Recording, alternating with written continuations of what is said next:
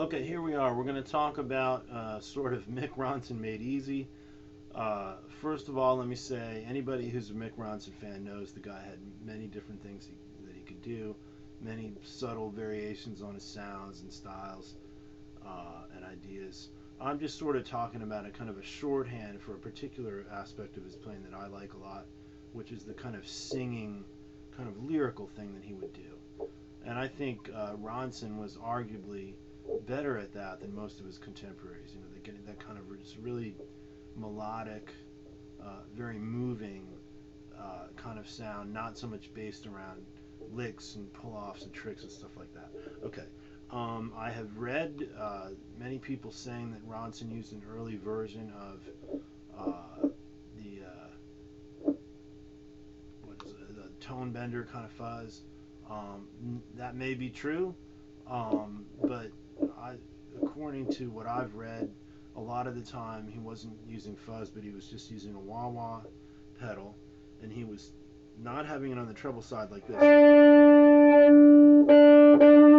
He was getting it on, rolling it off to the bass side this way, and getting this thick, kind of creamy sound.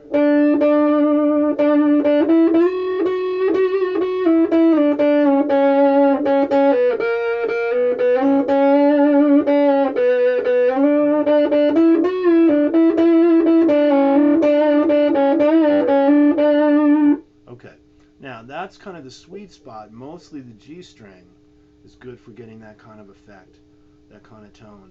When you get too much above that, it gets a little squirrely. That's all right. It gets up there and kind of craps out.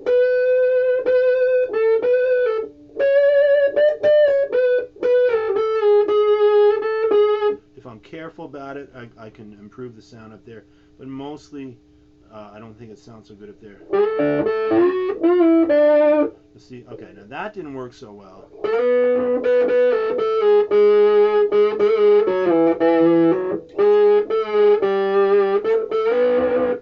The idea is in the lower register, it can harsh out a little bit, it can crap out some.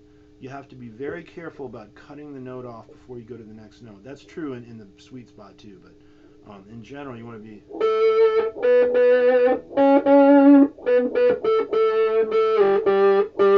Sometimes sliding sounds bad. You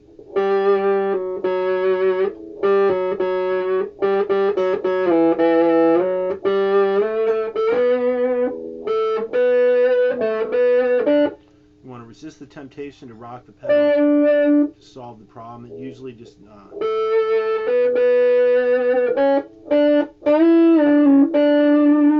maybe a little bit, but you got to be careful that it starts getting away from the Ronson sound. Okay, so in general, the idea is you get to the lower register, you want to be careful. You definitely want to mute notes when you're getting away from them. Mute them before you go on to the next note. Tricky to do. Sometimes if you're playing a note that sounds bad, you can just mute that note and then play the note again. Sometimes that'll solve the problem. Okay. Ronson's vocabulary is more complicated than what I'm going to say here, but a lot of the sounds and a lot of solos he plays that I really like, he's using kind of a major scale sound, but instead of playing in one position a lot of the time, he travels on one string and uses bending to get the notes he wants. I suspect that's because he found the same thing that I found out, and that many other people find out, is these squirrely spots with the wah-wah. I suspect he would stay on one string because it sounded better coming out of the amp. Anyway.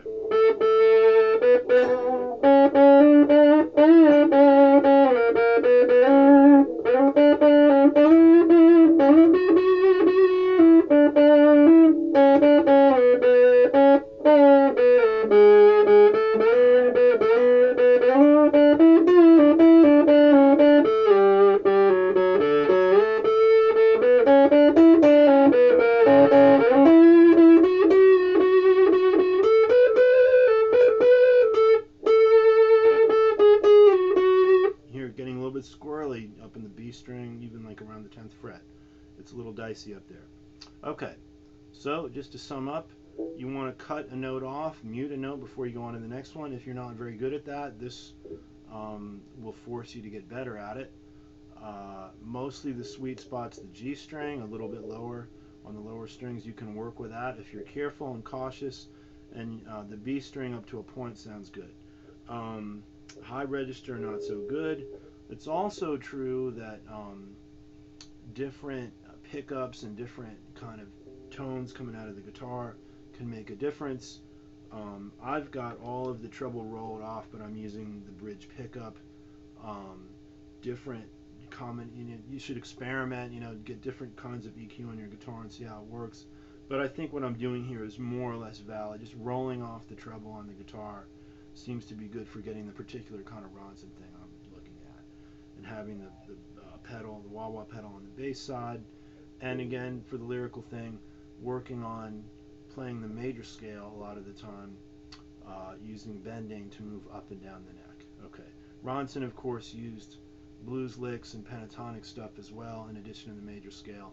But a lot of the playing by him that I like that kind of stands out is the stuff when he was working out of a major scale kind of idiom. Okay, there you have it. Mick Ronson 101.